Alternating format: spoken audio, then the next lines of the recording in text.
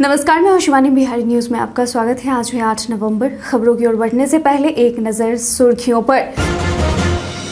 DRDO ने 1071 रिक्तियों के लिए जारी किया भर्ती अधिसूचना। कार्तिक पूर्णिमा पर आज लगाएंगे लाखों श्रद्धालु गंगा में डुबकी। बिहार विश्वविद्यालय क्षेत्र में नए सत्र में जुड़ सकते हैं 64 कॉलेज।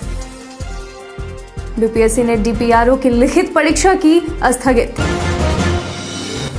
विराट को पहली बार मिला ये आईसीसी अवार्ड। अब चलिए बढ़ते हैं बिहार की अब तक की 25 बड़ी खबरों की ओर विस्तार से। डीआरडीओ ने 1071 रिक्तियों के लिए जारी किया भर्ती अधिसूचना। Defence research and development organisation DRDO, ministry of defence, government of India ने एडमिन एंड अलाइड कैडर के विभिन्न पदों जैसे junior translation officer, stenographer, administrative assistant, store assistant, security assistant, vehicle operator, fire engineer, driver, fireman इत्यादि के कुल मिलाकर 1071 रिक्तियों पर भर्ती के लिए अधिसूचना जारी किया है। इन पदों के लिए अगर शैक्षणिक योग्यता की बात की जाए तो आवेदक को अलग अलग पद के लिए अलग अलग निर्धारित फिजिकल एंड एजुकेशनल क्वालिफिकेशन होनी चाहिए, जिसमें पद के अनुसार संबंधित डिसिप्लिन में क्लास 10th या 10+2 ग्रेजुएशन या पीजी या डिग्री पास होने के साथ ही संबंधित स्किल होना चाहिए। इच्छुक और योग्य उम्मीदवार इस वैकेंसी नोटिस से जुड़ी हुई समस्त जरूरी जानकारी और आवेदन करने के लिए इस वीडियो के इसी पेज पर नीचे डिस्क्रिप्शन बॉक्स में दिए गए वेब लिंक पर जरूर क्लिक करें। आवेदन की तारीख 7 दिसंबर 2022 तक है। विस्तृत जानकारी के लिए आप ऑफिशियल वेबसाइट www.drdo.gov.in पर जाकर चेक कर सकते हैं।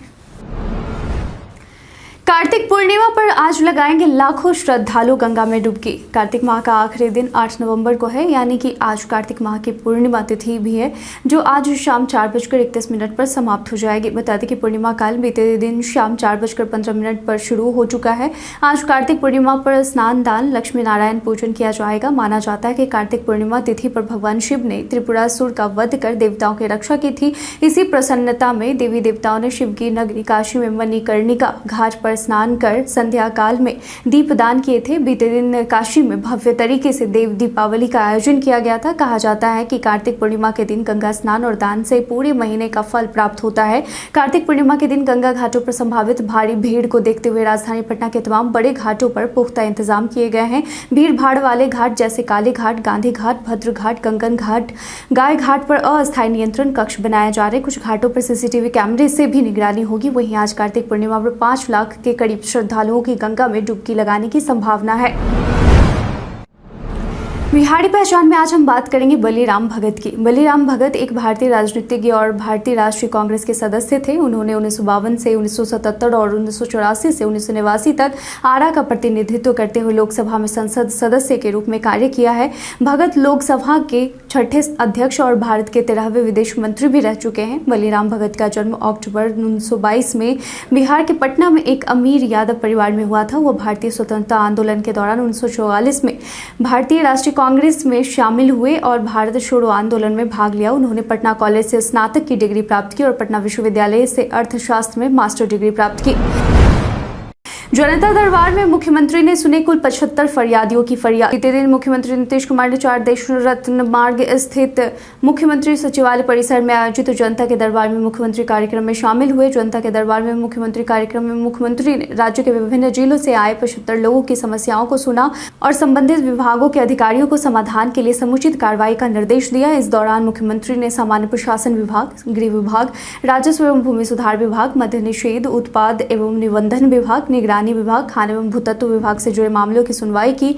मुंगेर जिला से आए एक फरियादी ने मुख्यमंत्री से गुहार लगाते हुए कहा कि मेरी बहन की हत्या कर दी गई है। मामले में 3 आरोपी फरार हैं, जिन्हें अब तक गिरफ्तार नहीं किया गया है। वहीं खगड़िया से आए एक फरियादी ने कहा कि अपनी जमीन पर कर्ज लेकर हमने मकान बनाया, लेकिन दबंग लोग आए दिन रंगदारी मांगते रहते हैं। रंगदारी नहीं देने पर मारपीट की घटना को अंजाम देते हैं। आज लग रहा है साल का अंतिम चंद्र ग्रहण। आज कार्तिक पूर्णिमा के दिन साल का आखिरी चंद्र ग्रहण लगेगा। ये भारत में भी दिखाई देगा। ज्योतिष शास्त्र के अनुसार चंद्र ग्रहण का सूतक काल सुबह 9:21 से ही शुरू हो जाएगा, जो कि शाम 6:18 में समाप्त हो जाएगा। वहीं चंद्र ग्रहण शाम 5:32 पर शुरू होगा, वहीं 6:18 पर खत्म हो जाएगा। वहीं एक अहम जानकारी आपको देना चाहूंगी कि पूर्णिमा का स्नान उदया तिथि के अनुसार 8 नवंबर को किया जाएगा, लेकिन चूंकि इस दिन सुबह 9:30 बजे के बाद चंद्र ग्रहण का सूतक शुरू हो जाएगा, इसलिए इससे पहले ये स्नान कर लें। पद्म पुराण के अनुसार कार्तिक पूर्णिमा के दिन पवित्र नदी में किया स्नान और जरूरतमंदों को दान करने से कभी न खत्म होने वाला पुण्य प्राप्त होता है। बिहार विश्वविद्यालय क्षेत्र में नए सत्र में जुड़ सकते हैं 64 कॉलेज। BRA बिहार विश्वविद्यालय के तहत आने वाले सभी क्षेत्रों में कुल 64 कॉलेजों ने नए सत्र के लिए आवेदन किया है। इसके लिए एक टीम का गठन किया जाएगा जो कॉलेजों का भौतिक सत्यापन करेगी। इस दौरान भूमि से लेकर क्लासरूम, प्रयोगशाला, खेल के मैदान, भवन और शिक्षकों की नियुक्ति की जाँच की जाएगी और फिर इसके बाद इसकी रिपोर्ट शिक्षा विभाग और सरकार को भेजी जाएगी, जहाँ से इसका ठीक से सत्यापन करके कॉलेजों को मान्यता दी जाएगी। अगर इन 64 कॉलेजों को मान्यता मिल जाती है तो BRA कॉलेजों की संख्या 130 से अधिक हो जाएगी। वहीं उम्मीद है कि इस महीने में कॉलेजों की जांच शुरू हो जाएगी। मोहन प्रसाद गुप्ता के खिलाफ दायर याचिका को पटना हाईकोर्ट ने किया निष्पादित। गोपालगंज विधानसभा क्षेत्र से राजद उम्मीदवार मोहन प्रसाद गुप्ता के विरुद्ध दायर रिट याचिका पर बीते दिन पटना हाईकोर्ट ने सुनवाई करते हुए कहा कि चुनाव खत्म हो जाने के उपरांत इस याचिका का कोई औचित्य नहीं है।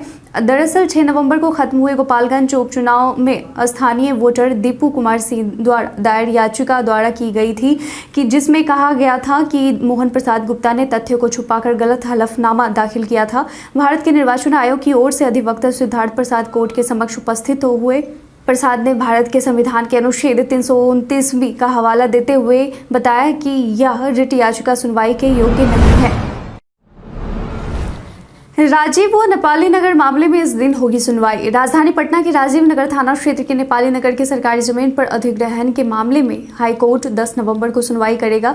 इस मामले की सुनवाई पटना हाईकोर्ट ने टाल दी है। पिछली सुनवाई में कोर्ट ने बिहार राज्य आवास बोर्ड को बताने को कहा था कि अब तक पटना में उसने कितनी कॉलोनियों का निर्माण और विकास किया है। साथ ही कोर्ट ने राज्य सरकार को एमिकस क्यूरी संतोष सिंह द्वारा प्रस्तुत दलीलों की अगली सुनवाई में जवाब देने का निर्देश दिया था। बिहार के सबसे ऊंचे शिव प्रतिमा का बाबा रामदेव ने किया उद्घाटन। रोहतास जिला मुख्यालय सासाराम के पूर्वी छोर पर स्थित पायलट बाबा धाम में भगवान शिव की 111 फीट ऊंची प्रतिमा का योग गुरु बाबा रामदेव ने उद्घाटन किया। आपको बता दें कि यह बिहार में भगवान शिव की सबसे ऊंची प्रतिमा होगी। कंक्रीट के बने इस प्रतिमा के निर्माण में लगभग 5 साल लगे हैं। कुशल मूर्तिकारों की टीम ने इस भव्य प्रतिमा का निर्माण किया है। प्रतिमा के लोकार्पण महोत्सव में मंत्री मुरारी प्रसाद गौतम, सांसद मनोज तिवारी, छेदी पासवान, जूना पीठाधीश्वर आचार्य महामंडलेश्वर आदेशानंद गिरी सहित कई अन्य संत मौजूद रहे। बता दें कि शिव प्रतिमा का निर्माण पायलट बाबा ने करवाया है। यह मूर्ति अपने निर्माण काल से ही श्रद्धालुओं के आकर्षण का केंद्र रहा है। माया सरोवर इस वजह से है बेहद खास। माया सरोवर बोधगया में स्थित है। करीब 5 एकड़ क्षेत्रफल में फैला ये पार्क पर्यटकों के लिए हर दिन खुला रहता है और यहाँ मनोरंजन के ढेरों संसाधन उपलब्ध हैं। पार्क में मौजूद विभिन्न तरह की वनस्पतियां इसकी खूबसूरती को और भी मनमोहक बनाती है। इस पार्क के तालाब में आप नौका विहार के साथ साथ मछली पकड़ने का भी लुत्फ उठा सकते हैं। यहाँ प्रतिदिन संध्या के समय भगवान बुद्ध के ऊपर आधारित प्रकाश एवं ध्वनि कार्यक्रम का आयोजन पानी के फव्वारे द्वारा बनाई गई जल स्क्रीन पर किया जाता है। यह कार्यक्रम लेजर शो के नाम से मशहूर है। पार्क प्रशासन द्वारा विभिन्न अवसरों पर तरह तरह के सांस्कृतिक कार्यक्रम आयोजित किए जाते हैं। अपने दिन को आनंदमय बनाने के लिए आप यहाँ दोस्तों और मित्रों के साथ समय व्यतीत कर सकते हैं। नियमित नियुक्ति होने तक संविदा पर होगी विशेषज्ञ डॉक्टरों की तैनाती। राज्य स्वास्थ्य समिति ने यह निर्णय लिया है कि राज्य के सरकारी अस्पतालों में नियमित नियुक्ति होने तक संविदा पर विशेषज्ञ डॉक्टरों की तैनाती की जाएगी। बता दें कि एक्सपर्ट्स डॉक्टरों में उन्हें प्राथमिकता दी जाएगी जिनकी जरूरत जिनकी PHC अनुमंडलीय एवं जिला अस्पतालों में सर्वाधिक है। वहीं नई बहाली की प्रक्रिया में प्रसूति एवं महिला रोग विशेषज्ञ एवं बाल रोग विशेषज्ञ समेत हड्डी रोग विशेषज्ञ, सामान्य सर्जन एवं एनेस्थीसिया को भी शामिल किया गया है। मिली जानकारी के अनुसार राष्ट्रीय स्वास्थ्य योजना के तहत विशेषज्ञ डॉक्टरों की बहाली संविदा के आधार पर की जाएगी। बीपीएससी ने DPRO की लिखित परीक्षा की स्थगित। बीपीएससी से होने वाली सहायक निदेशक सह जिला जनसंपर्क अधिकारी की परीक्षा तिथि अपरिहार्य कारणों से स्थगित कर दी गई है। दरअसल छात्रों ने लेट से और अधूरा सिलेबस अपलोड होने को लेकर विभाग को एक पत्र लिखा था। बता दें कि DPRO की परीक्षा 16 नवंबर से 18 नवंबर तक घोषित की गई थी, लेकिन बीते दिन आयोग ने एक महत्वपूर्ण नोटिस जारी करते हुए लिखा कि दिनांक 16 नवंबर 2022 से 18 नवंबर 2022 तक आयोजित की जाने वाली सहायक निदेशक सह जिला जनसंपर्क पदाधिकारी लिखित प्रतियोगिता परीक्षा अपरिहार्य कारणों से कुछ दिनों के लिए स्थगित की जाती है। उक्त परीक्षा के पुनः आयोजन की तिथि की घोषणा बाद में की जाएगी। सनातन समागम में हर दिन 1 लाख लोगों के भोजन की व्यवस्था। श्री राम कर्मभूमि न्यास सिद्धाश्रम द्वारा बक्सर के अहिल्याधाम अहिरौली में आयोजित 15 दिनों के सनातन संस्कृति समागम का आगाज बीते दिन से हो गया है। यहाँ प्रतिदिन 1 लाख लोगों के भोजन की व्यवस्था है। इसके लिए यहाँ 300 बावर्ची लगाए जा रहे हैं। खास बात यह है कि यहाँ श्रद्धालुओं के बीच प्रसाद का परिवेशन नहीं किया जाएगा, अपितु श्रद्धालु अन्य क्षेत्र से खुद प्रसाद प्राप्त करेंगे और उसको ग्रहण करेंगे। यहाँ प्रतिदिन राम कथा का आयोजन किया जाएगा।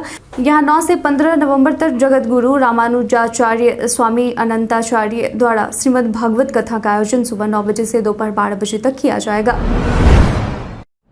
पीने वाले से ज्यादा अब बेचने वालों पर प्रशासन की होगी पैनी नजर। शराबबंदी को बरकरार रखने की कोशिश में मुख्यमंत्री नीतीश कुमार ने बीते दिन मद्य निषेध को लेकर हाई लेवल मीटिंग की। मीटिंग में सरकार ने महत्वपूर्ण निर्णय लिए हैं। मुख्य सचिव आमिर सुबहानी ने सरकार द्वारा लिए गए निर्णय की जानकारी दी है, जिसमें अवैध शराब की बिक्री पर अब सख्ती बरतने का निर्णय लिया गया है।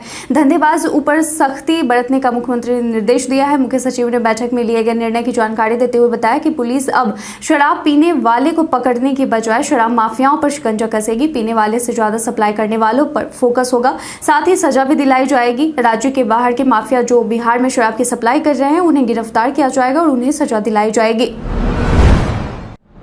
बिहार में जल्द ही बढ़ेगी ठंड। मौसम विभाग ने अगले 5 दिनों तक बिहार के मौसम का पूर्वानुमान जारी कर दिया है। मौसम विभाग के अनुसार राज्य में पूर्वा हवा के कारण अगले 5 दिनों तक मौसम शुष्क बना रहेगा। 5 दिनों बाद पूरे राज्य में पारे में गिरावट होने की संभावना है, जिससे ठंड में वृद्धि हो सकती है। इसकी जानकारी मौसम विज्ञान केंद्र पटना ने दी है। मौसम विभाग का मानना है कि बिहार में इस बार ठंड की स्थिति जो भी हो, लेकिन राज्य में न्यूनतम तापमान में काफी कमी आने लगी है।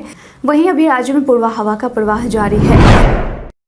तख्त श्री हरिमंदिर जी पटना साहिब में आज सीएम करेंगे गुरु पर्व का उद्घाटन। गुरु गोविंद सिंह की जयंती के अवसर पर बिहार की राजधानी पटना में प्रकाश पर्व को लेकर तैयारियां पूरी हो चुकी हैं। 8 नवंबर यानी आज मुख्यमंत्री नीतीश कुमार गुरु पर्व का उद्घाटन करेंगे। बता दें कि इस दिन वाहे गुरु जपते हुए प्रभात फेरी निकाली जाती है। शाम के समय लंगर का आयोजन किया जाता है। गुरुद्वारे में शब्द कीर्तन बजते हैं और गुरुवाणी का पाठ किया जाता है। यह दिन हिंदू धर्म के लोगों के लिए भी खास होती है, क्योंकि इसी दिन कार्तिक पूर्णिमा भी मनाई जाती है। वहीं इस बार श्रद्धालुओं की खुशी दुगनी देखने को मिलेगी, क्योंकि इस बार एशिया का सबसे बड़ा बिना पिलर का दरबार हॉल गुरुद्वारा के पास बनकर तैयार है, जिसका उद्घाटन आज सीएम करेंगे। तख्त श्री हरिमंदिर जी पटना साहिब गुरुद्वारा सिखों के लिए बहुत खास है।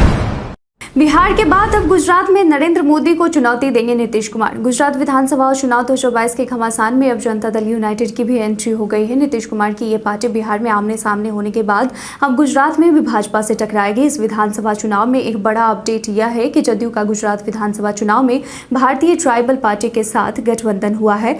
इसकी जानकारी बीटीपी पार्टी के अध्यक्ष छोटू भाई बसावा ने दी है। इस मामले में जदयू के राष्ट्रीय अध्यक्ष ने बताया कि बातचीत जदयू गुजरात से बीटीपी की बातचीत हो रही है और वो रिपोर्ट बनाकर भेजेंगे, फिर हम उस पर फैसला लेंगे।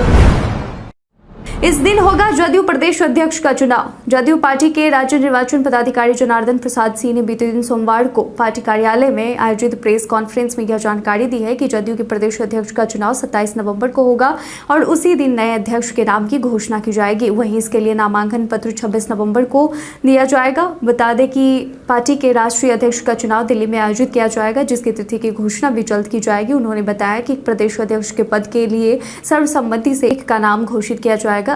अगर ऐसा नहीं हो सका तो 27 नवंबर को 11 से 1:30 बजे के बीच राज्य परिषद के सदस्य अपना समर्थन देंगे।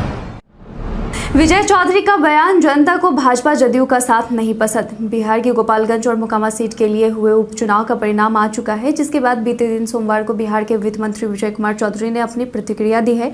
उन्होंने कहा कि इन दोनों सीटों से आए परिणाम से यह साफ जाहिर होता है कि जनता को जदयू का भाजपा का साथ छोड़ने के फैसले से किसी प्रकार का कोई ऐतराज नहीं है। अब कुढ़नी विधानसभा में भी महागठबंधन की ही जीत होगी।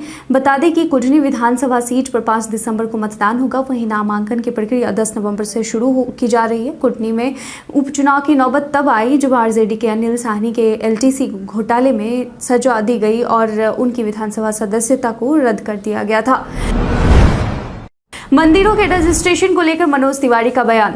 भाजपा सांसद मनोज तिवारी ने उन बयान को और निर्देश पर जवाब दिया है जिसमें बिहार सरकार के विधि मंत्री शमीम अहमद द्वारा मंदिरों के रजिस्ट्रेशन को लेकर बात कही गई थी। बीते दिन पायलट धाम पहुंचे मनोज तिवारी ने कहा कि सरकार पहले से ही देश के छोटे बड़े तमाम मंदिरों से कर वसूलते रही है, जिसके पैसे से राष्ट्र का कल्याण ही नहीं दूसरे धर्मों के लोगों के कल्याण पर भी सरकार खर्च कर रही है। उन्हें कोई दिक्कत नहीं है, वह हमारे मंदिरों की जांच करें। उन्होंने कहा कि सरकार जैसे चाहे वैसे जांच कर ले, हमारे यहाँ कोई भी व्यवस्था छुपाने वाली नहीं है। सीबीएसई सीआईएससी बोर्ड परीक्षा 2023 का टाइम टेबल जल्द होगा जारी। सीबीएसई सीआईएससी बोर्ड परीक्षा 2023 का टाइम टेबल जल्द घोषित किया जा सकता है। बता दें कि सीबीएसई सीआईएससी दोनों बोर्ड इस बार एक ही बोर्ड परीक्षा आयोजित करा रहे हैं। कुछ समय पहले ही सीबीएसई और सीआईएससी ने 10वीं कक्षा और सीआईएससीई ने 12वीं कक्षा की फाइनल परीक्षा के लिए मॉडल पेपर जारी किए थे और अब उम्मीद है कि दोनों बोर्ड की ओर से जल्द ही बोर्ड परीक्षा 2023 का शेड्यूल भी जारी कर दिया जाएगा। वहीं बोर्ड के द्वारा विभिन्न विषयों के सैंपल पेपर भी प्रकाशित किए गए हैं जो वेबसाइट पर जाकर डाउनलोड किए जा सकते हैं। बताते चले कि वैसे छात्र जो सीआईएससी और सीबीएसई परीक्षा शेड्यूल को देखना चाहते हैं वे cbse.gov.in और CISC.org पर जाकर देख सकते हैं। विराट को पहली बार मिला ये आईसीसी अवार्ड। अक्टूबर महीना पूरी तरह से किंग कोहली के नाम रहा। जिस तरह से उन्होंने अपने फॉर्म को वापस पाया, उन्होंने एक बार फिर से रिकॉर्ड बना डाला। भारतीय टीम के पूर्व कप्तान विराट कोहली ने पहली बार इंटरनेशनल क्रिकेट काउंसिल यानी आईसीसी की तरफ से player of the month award पर कब्जा किया है। विराट अक्टूबर 2022 के लिए ICC player of the month चुने गए हैं। बीते दिन 7 नवंबर को आईसीसी ने मेंस और women's player of the month का ऐलान किया। विराट कोहली मेंस कैटेगरी और पाकिस्तान के नीदा डार को वुमेन्स कैटेगरी में महीने का सर्वश्रेष्ठ क्रिकेटर चुना गया है। विराट ने अक्टूबर में 4 मैच खेले जिनमें T20 विश्व कप 2022 में पाकिस्तान के खिलाफ खेला गया मैच अहम था, जिसमें उन्होंने नाबाद 82 रन की जादुई पारी खेली। भारत के इतिहास में आज की तारीख कई कांडों से है दर्ज। भारत की प्रसिद्ध कथक नृत्यांगना सितारा देवी का जन्म 1920 में हुआ। दक्षिण अफ्रीकी सर्जन क्रिश्चियन बर्नार्ड का जन्म 1922 में हुआ। भाजपा के वरिष्ठ नेता और पूर्व उप प्रधानमंत्री लालकृष्ण आडवाणी का जन्म 1929 में हुआ।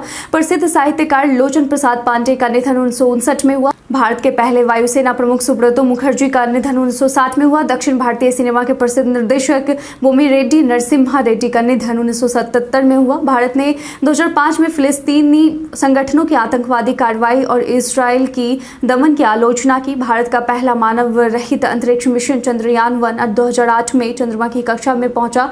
भारत सरकार ने 2016 में बड़े नोटों को विमुद्रीकरण किया, जिसमें 500 और 1000 रुपए के नोटों का अवैध घोषित किया। सिख धर्म गुरु हर राय का निधन 1661 में हुआ। वायरल खबर में आज बात होगी गूगल पे के बारे में। सोशल मीडिया पर कई तरह की सूचनाएं वायरल होती हैं, लेकिन सभी सच हो ये जरूरी नहीं है। इसी कड़ी में आज हम बात करेंगे गूगल पे के बारे में। दरअसल पीआईबी ने अपने एक ट्वीट में लिखा है कि यह दावा किया जा रहा है कि गूगल पे एनपीसीआई के द्वारा प्राधिकृत नहीं है। पीआईबी ने आगे लिखा है कि यह क्लेम फेक है। एनपीसीआई के अनुसार गूगल पे एक अधिकृत यूपीआई भुगतान सेवा प्रदाता है। इस तरह की किसी भी न्यूज को फॉरवर्ड करने से बचें। एलोन मस्क का ऐलान, सस्पेंड किए जाएंगे पैरोडी अकाउंट। ट्विटर के मालिक बनने के बाद से ही एलोन मस्क ट्विटर को लेकर आए दिन कुछ नए अपडेट दे रहे हैं। बीते दिन सुबह ही एलोन मस्क ने ट्वीट कर एक और बड़ी खबर दी है। मस्क का यह ट्वीट ट्विटर अकाउंट्स के सस्पेंड होने से जुड़ा हुआ है। एलोन मस्क ने कहा है कि ऐसे अकाउंट सस्पेंड कर दिए जाएंगे जिनकी पहचान स्पष्ट नहीं है। एलोन मस्क ने ट्वीट कर कहा कि आगे बढ़ते हुए पैरोडी को स्पष्ट रूप से निर्दिष्ट किए बिना प्रतिरूपण में संलग्न किसी भी ट्विटर हैंडल को अस्थायी रूप से निलंबित कर दिया जाएगा। बीते दिन हमारे द्वारा पूछे गए सवाल का आप लोगों में से बहुत लोगों ने अपना जवाब में कमेंट सेक्शन में लिखकर दिया था। जिन्होंने पूछे गए सवाल का जवाब दिया उनके नाम है शंकर मुखिया, मुकुल आनंद, सद्दाम हुसैन, राहुल कुमार, रानी कुमारी, दीपा राय सिंह, सुदामा साव, धीरज कुमार, पूजा कुमारी, महेंद्र कुमार, आयुष मौर्य, मनोज कुमार, मुकेश कुमार और राजीव कुमार। इसके साथ ही बढ़ते हैं आज के सवाल की ओर। आज का सवाल है कि बिहार में शराबबंदी को रोकने में सरकार द्वारा चलाई जा रही मुहिम से कितना बल मिल रहा है। अपना जवाब में कॉमेंट सेक्शन में लिखकर जरूर बताएं। आज के लिए बस इतना ही, धन्यवाद।